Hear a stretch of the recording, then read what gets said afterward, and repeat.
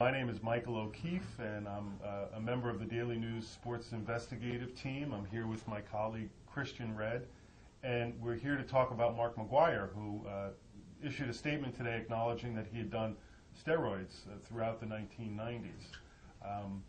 We reported on this story in 2005, right before the infamous congressional hearing, when Mark said that he was not there to talk about the past. And it really was the result of a lot of hustle and a lot of shoe leather journalism on our part.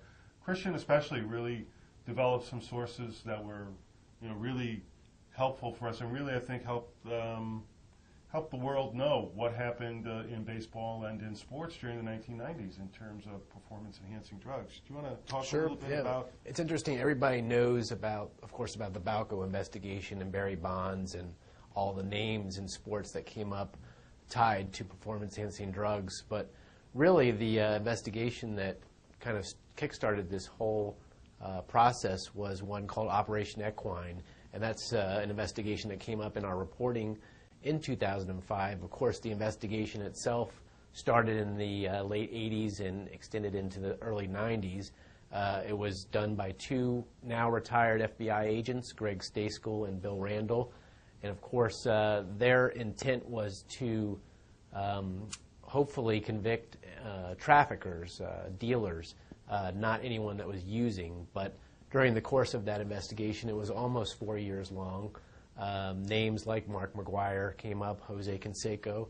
And during our reporting in 2005, as Mike mentioned, right before the congressional hearing, we had two FBI sources that confirmed a man named Curtis Winslow dealt steroids, very powerful steroids, if I recall correctly, to Mark McGwire at the early part of his career. And as Mike mentioned today, he admitted that he was using throughout his storied career, and that calls into question a lot of things that will happen from here on out, whether or not it will affect Mark's admission into Cooperstown, if that will change the way voters think, but certainly an interesting and explosive development.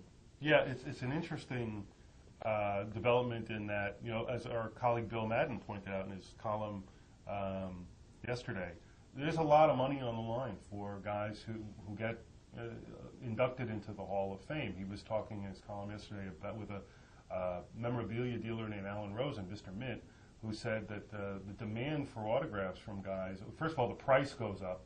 He talked about Andre Dawson and the price of his autograph going from $10 to $40, and he just says also the demand is huge. So, I think there's going to be a lot of questions about McGwire and his motivation for, after years of being really a hermit, joining the Cardinals as their hitting coach, as he will in the spring, and then really addressing this publicly for the first time since that 2005 hearing, where I think a lot of people were under the impression that he had something to hide. Now he's coming forth and saying, I don't want to hide anymore, I don't have anything to hide anymore, I want to talk about this. So it's a very interesting development, no doubt. It is, and McGwire has already been on the ballot for Hall of Fame consideration 3 years. He's fallen well short of being elected. You need at least 75% of the vote. He's only garnered about less 21, around less than 25% in each of the 3 years he's appeared on the ballot.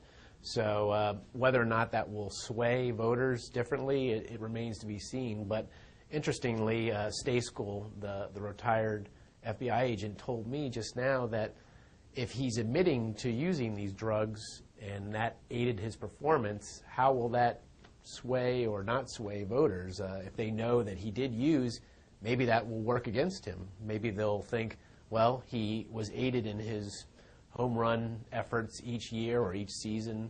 I think that record is tainted, so therefore I'm not going to vote for him. It remains to be seen.